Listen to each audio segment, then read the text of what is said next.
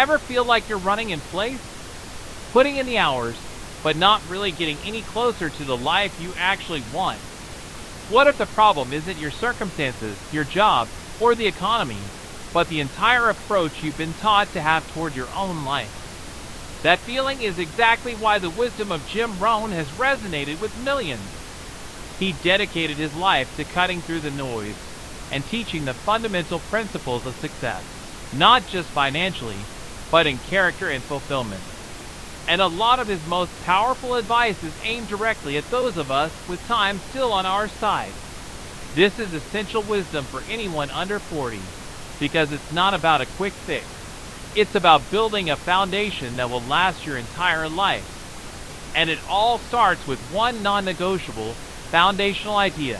You must take 100% responsibility for your life. This might be one of the most challenging ideas to truly internalize, because it asks something of us that feels counterintuitive. We're taught to work hard at our jobs. We're rewarded for putting in the overtime, for hitting the targets, for being the most reliable person on the team. And that's not bad advice, but it's incomplete advice. It's like focusing all your energy on polishing the apple while ignoring the health of the tree it came from. Jim Rohn's famous principle, work harder on yourself than you do on your job, flips the entire script. It argues that the most valuable project you will ever manage is not the one on your desk, but the one between your ears. It's the ongoing, never-ending project of you. Think about it this way. We all have an external income, the salary we negotiate and deposit into our bank account. But we also have an internal, personal income. This is your skill set, your emotional maturity, your ability to communicate, your character, your discipline, your philosophy. Now, here's the crucial part Rohn emphasized. Your external income will rarely, if ever, exceed your personal income. You might get a lucky break, a windfall, but without the internal development to match, it's famously easy to lose it all. The market pays you not for what you want, but for what you bring to the table. It compensates the value you create. So, if you feel underpaid or stuck, the most empowering question you can ask isn't, "Why won't my boss pay me more?" but, "How can I become so valuable that my current salary feels inadequate, either to me or to any potential employer?" The goal isn't to just demand more money for the same you. It's to become a different, more capable you that naturally commands a higher price. This principle extends far beyond your bank statement. It's the absolute core of your relationships. To have better friends, you must become a better friend. To have a more loving, supportive partner, you must become more loving and supportive yourself.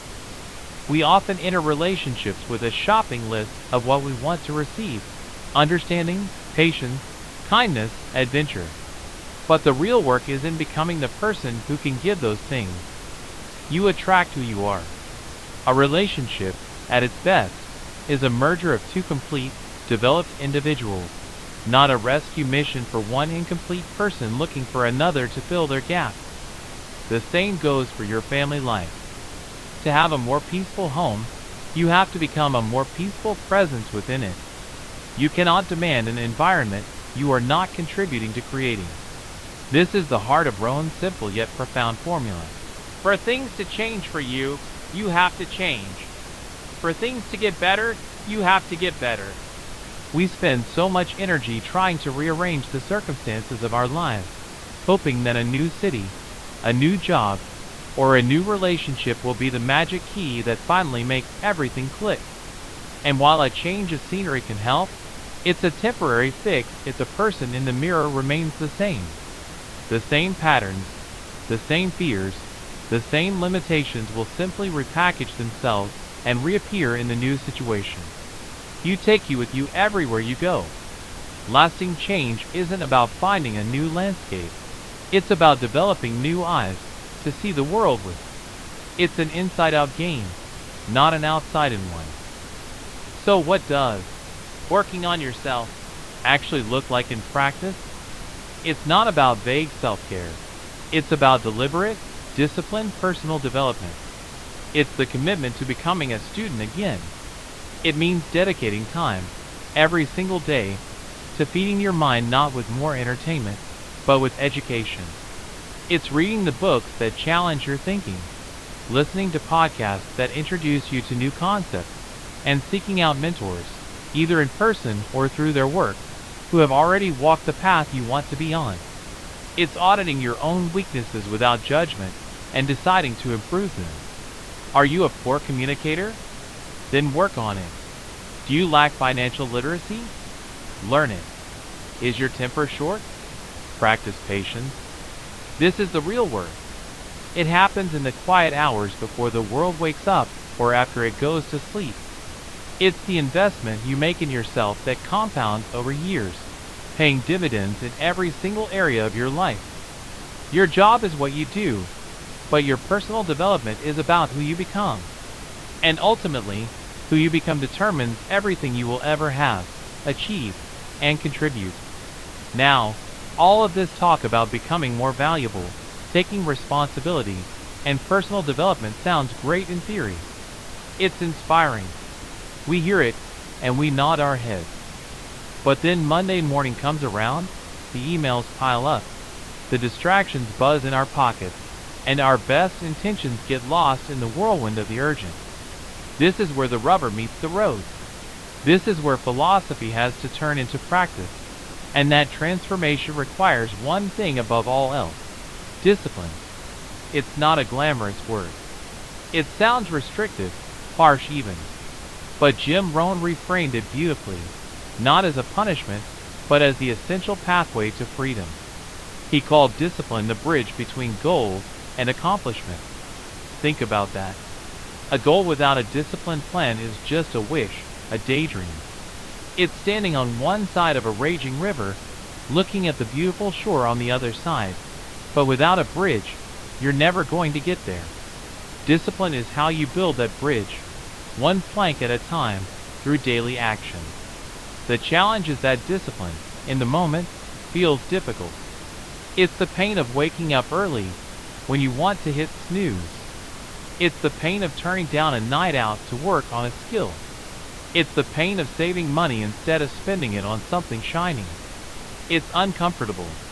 But what Rohn forces us to confront is that this discomfort is not unique. It's simply a choice of which discomfort we want to experience. We will all experience pain. The only choice we have is between the pain of discipline and the pain of regret. The pain of discipline is momentary, it's focused, and it's purposeful. It weighs ounces. You feel it in the moment, and then it passes, replaced by a growing sense of pride and capability. The pain of regret, on the other hand, is a heavy, dull, lingering ache. It's the weight of looking back years from now and wondering, what if? What if I had dedicated myself? What if I had learned that skill? What if I had built that habit? That weight, the weight of missed opportunities and untapped potential, weighs tons. It can crush a spirit. So the question isn't whether you will experience difficulty, but which form of difficulty you choose to embrace. This is why learning to say no is perhaps one of the most critical disciplines of all. We often overestimate what we can do in a day, but we wildly underestimate what we can achieve in a year by consistently saying no to distractions. Every time you say yes to something that is merely good but not great, you are silently saying no to something that could be truly essential to your future.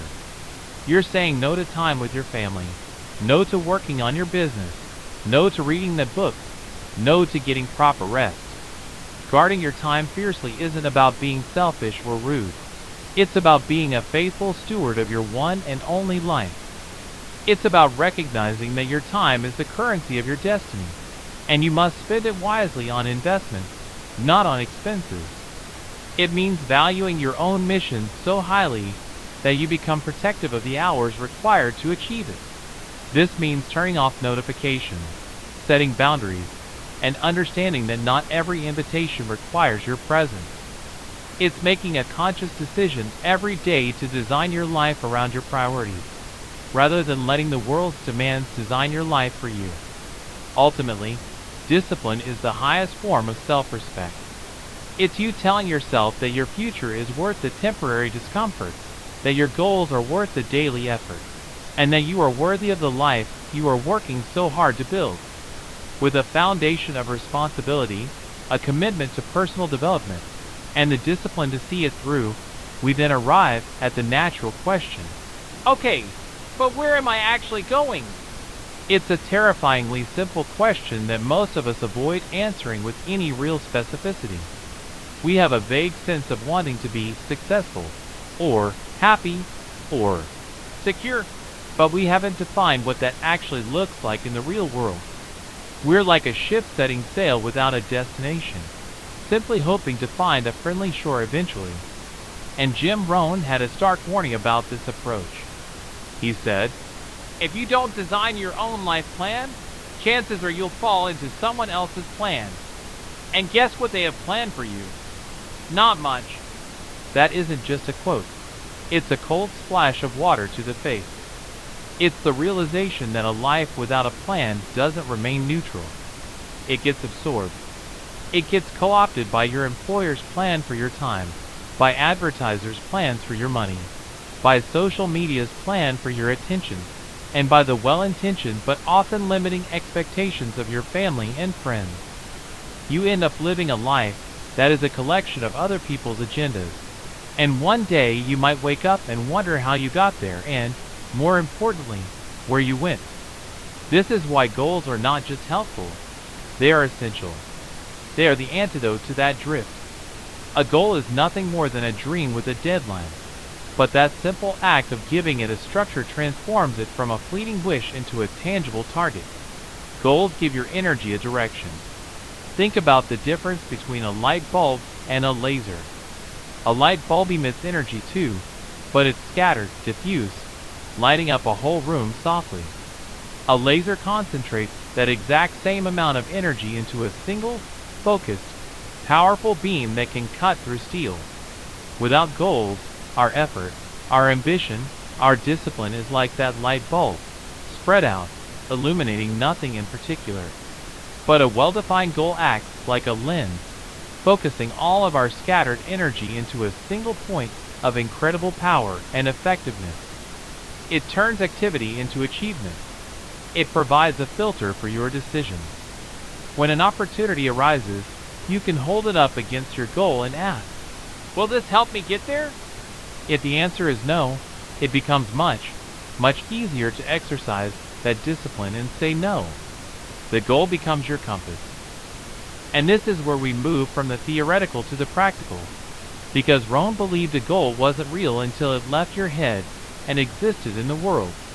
The action step is simple, yet profound. Write them down. There is a mysterious power in the act of writing. It forces clarity. In your mind, a goal can be fuzzy and romantic.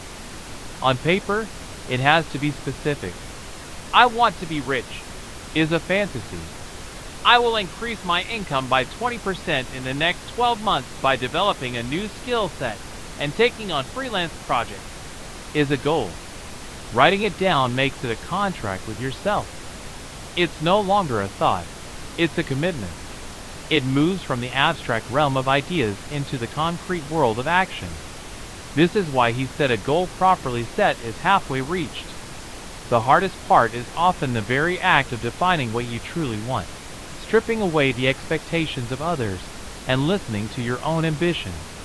The process of writing it down forces you to do that work. It forces you to be honest, to be specific, to set a date, to break it down into steps. That piece of paper becomes your personal life plan, your declaration of independence from the plans of others.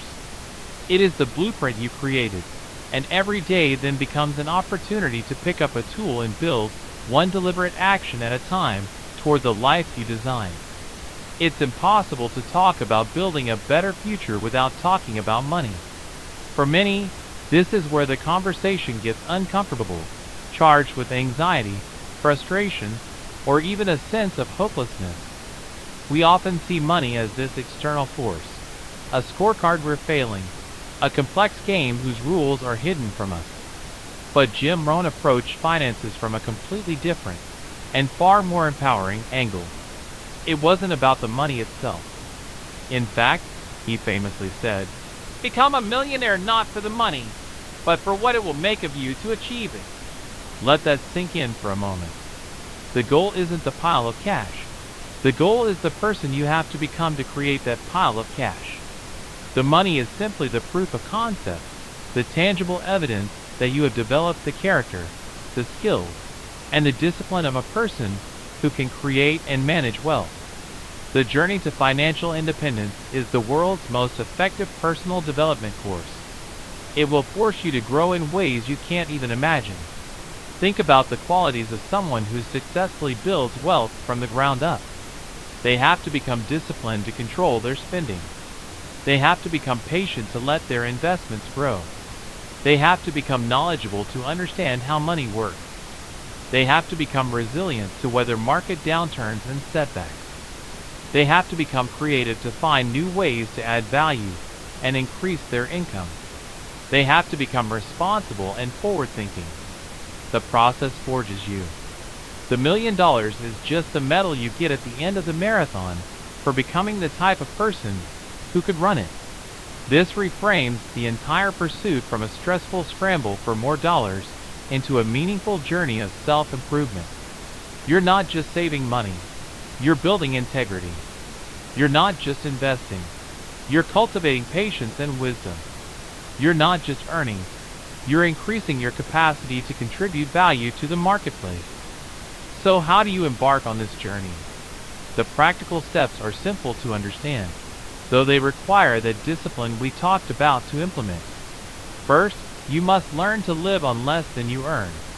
This is the absolute, non-negotiable foundation of all wealth creation.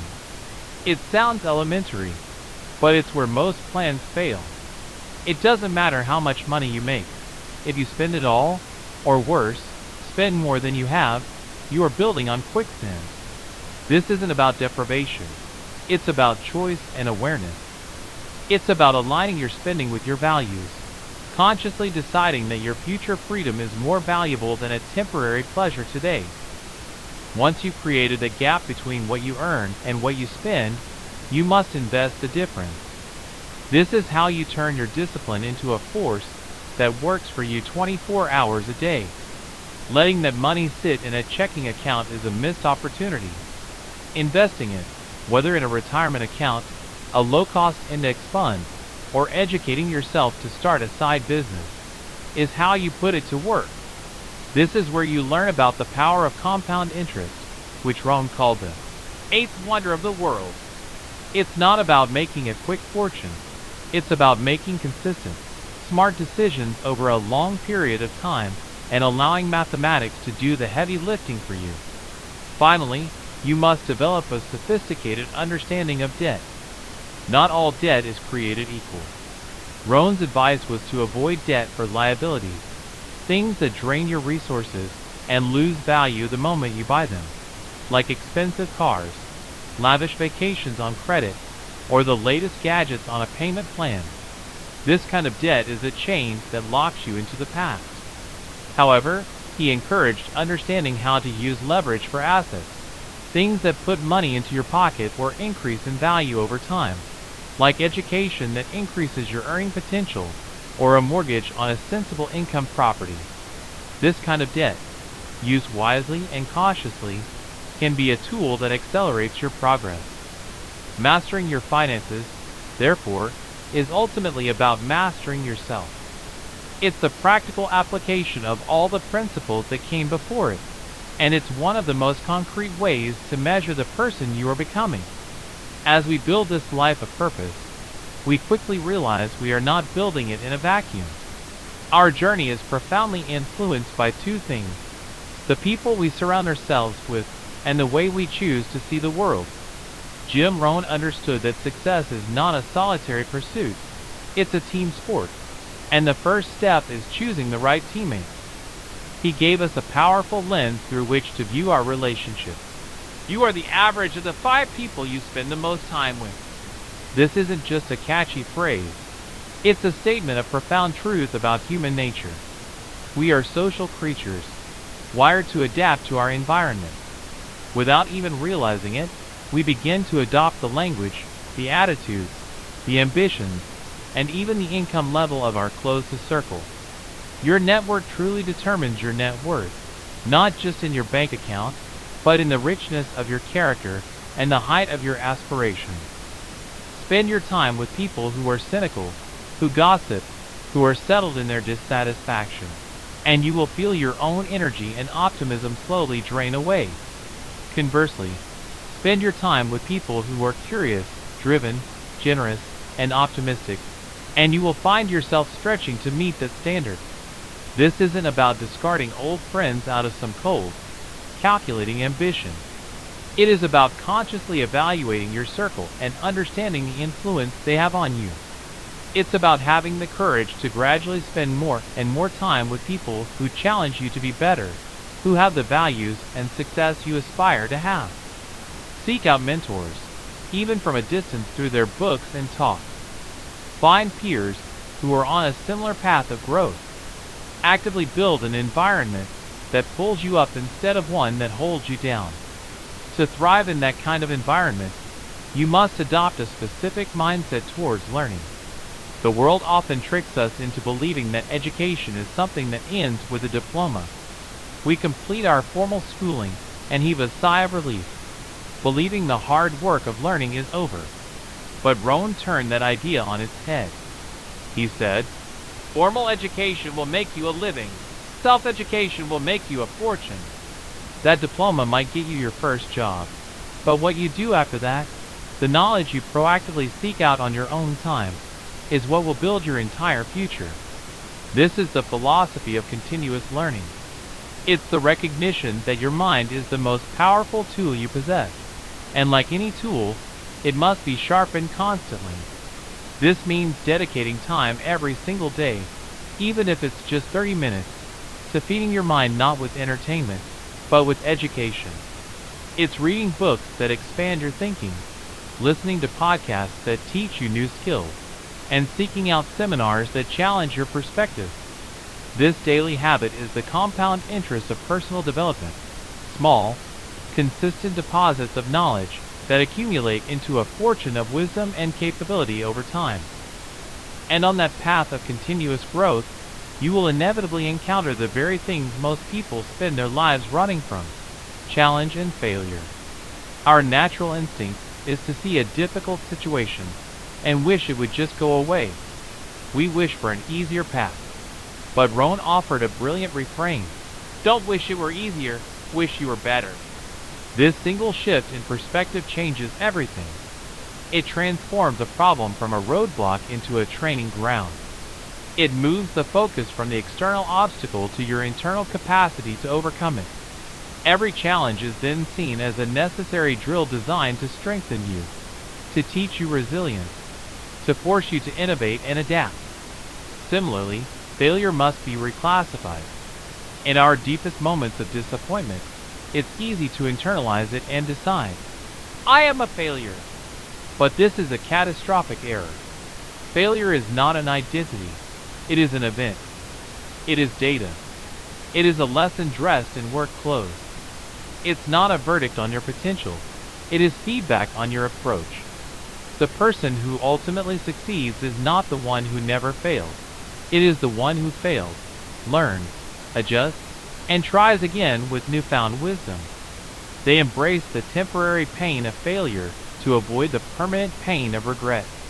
They understand that the road to any meaningful accomplishment is paved with the stones of setbacks, each one necessary to build a foundation strong enough to support lasting success. So let's bring it all together. We started by understanding that it all hinges on taking complete responsibility for our lives. No more blame, no more excuses. We are the architect. From that foundation, we learned that the most important work we can do is on ourselves, that to have more we must first become more, and that becoming requires the discipline to build a bridge from where we are to where we want to be, understanding that the temporary weight of discipline is far lighter than the permanent burden of regret. We give that journey direction by designing our own life plan with clear, written goals, and we fuel it by mastering our finances, recognizing that the goal isn't just the money, but the character built in earning it. And we cannot do it alone. We are shaped by those we associate with and must choose our inner circle wisely, while committing to a lifetime of learning and reframing every challenge and failure as necessary training for the person we are destined to become. When you step back and look at this entire philosophy, you see that the ultimate message isn't about chasing success. It's about something far more profound and lasting. The goal isn't to simply be successful. The goal is to become a truly valuable person. Success, in your career, your relationships, your contributions, is not something you pursue directly. It is something you attract by the person you become. It is the natural, inevitable result of possessing a valuable skill set, a strong character, a disciplined mind, and a generous spirit. The market and the world richly rewards value. Focus on becoming that valuable individual, and success will follow you. This all leads to one final, undeniable truth, and one final choice. Your life does not get better by chance, it gets better by change. It gets better by the decisions you make today. It's easy to look back and think about the perfect time to have started, to have planted that tree. It's easy to feel like that moment has passed. But the beautiful, empowering part of this entire philosophy is that the power to change your life is never lost. It resides in the present moment. The best time to plant that tree was indeed 20 years ago. But the second best time, the most important time, is not tomorrow, or next week, or on January 1st. It is right now. The conversation ends, and your action begins. The only question that remains is, what will you choose to do with this moment?